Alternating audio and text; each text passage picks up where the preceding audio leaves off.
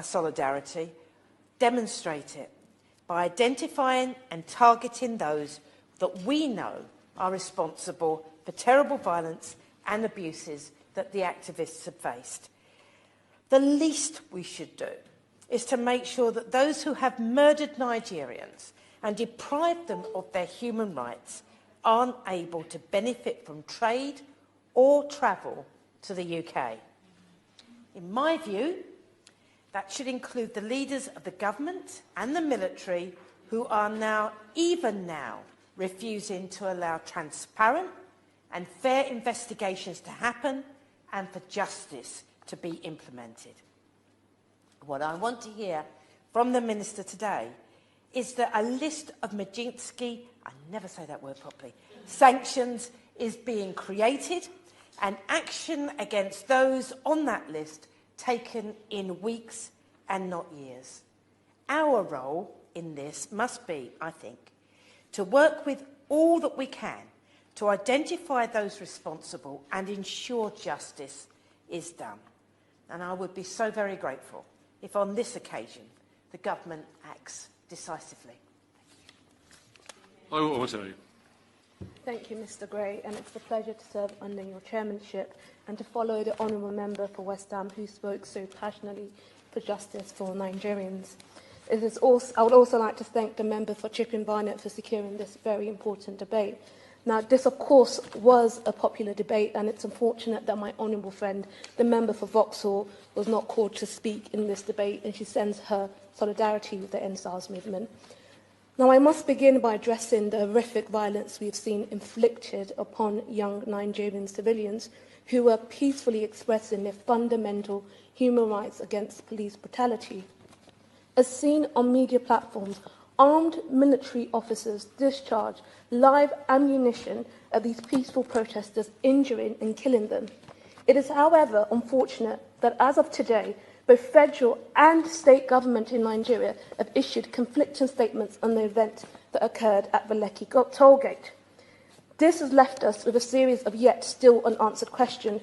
Who exactly ordered the military to shoot live ammunition in a civilian territory? Why were bank accounts of some individuals who partook in the protest frozen? Mr Chairman, if a democratic country deprives its people of their aspiration, livelihoods and voices, strips its people from their loved ones, forces them into hiding and instills fear of retribution through violent attack on free speech, then that country can only be a dictatorship disguised as a democracy. Is Nigeria a dictatorship? Now, having now asked this question, I leave the Nigerian public to decide that for themselves. I must now address the question of sanctions, which is what we are here to discuss. If we can ensure that these sanctions will not negatively impact civilians, whether directly or indirectly, then I do support a travel ban and asset seizure sanctions on individual officials found responsible. Now, while discussing sanctions is crucial to determining how we as a nation will respond to the violence recently accumulating in the Endsars movement, it can only be the tip of the iceberg.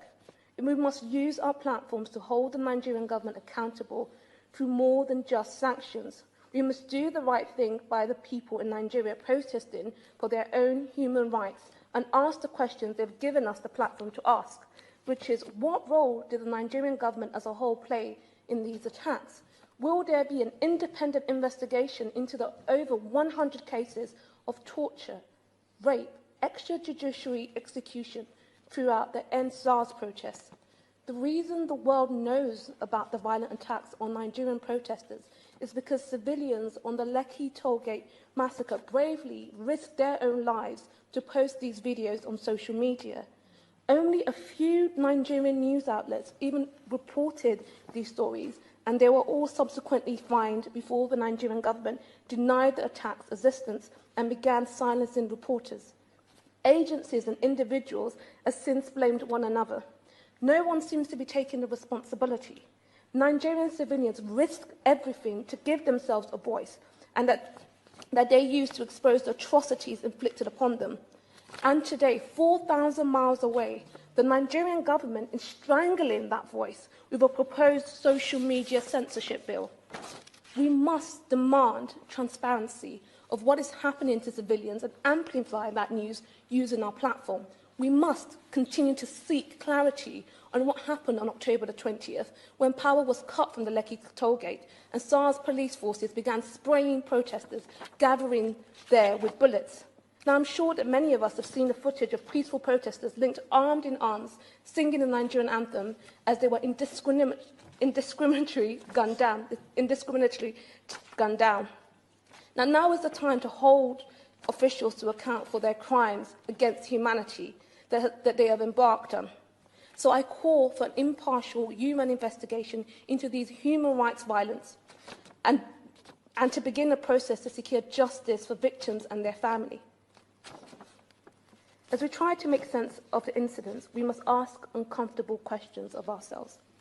I'm referring to the fact that British officials trained SARS police squad from 2016 up until this year, 2020, and they also trained the Nigerian army.